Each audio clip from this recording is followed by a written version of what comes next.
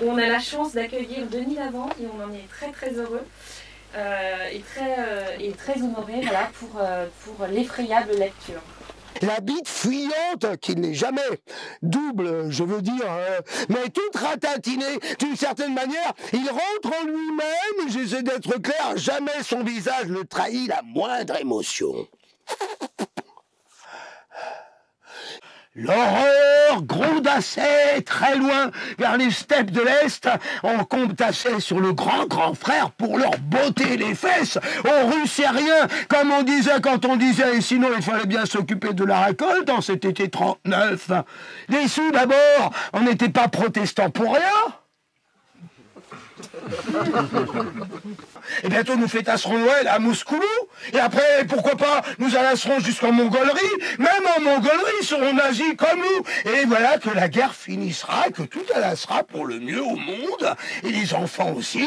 Et les Joachim aussi. Et on chante assez la fête au grand frère. Putain, ce que ça faisait du bien. C'est vrai après tout. Il fallait juste être du bon côté. Et hop, on n'était pas mal du tout. Grand-père, à 40 ans, il avait l'air si vieux et fatigué, si perdu devant cette enfanterie qui guettait sa femme et ses petits qu'on dirait que c'était lui le mari de sa mère, que c'était lui le père de sa femme, et peut-être après tout, et pourquoi pas au fond du cœur, que c'était sa mère, la femme de la maison, et les enfants de sa fille étaient ses enfants à elle, et que grand-père était double. Et voilà que le passé n'est jamais simple que par son imparfait.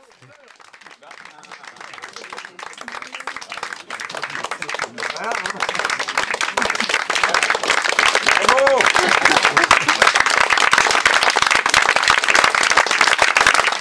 C'est Andreas qui m'a proposé un montage que je me suis efforcé de ne pas suivre, dont j'ai tenu compte de la structure, mais j'ai été rajouter des trucs qui me faisaient marrer, quoi.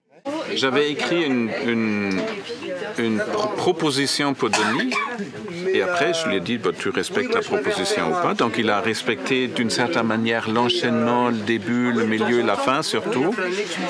Les liens aussi, j'ai écrit quelques phrases comme ça pour faire lien. Et après il a improvisé.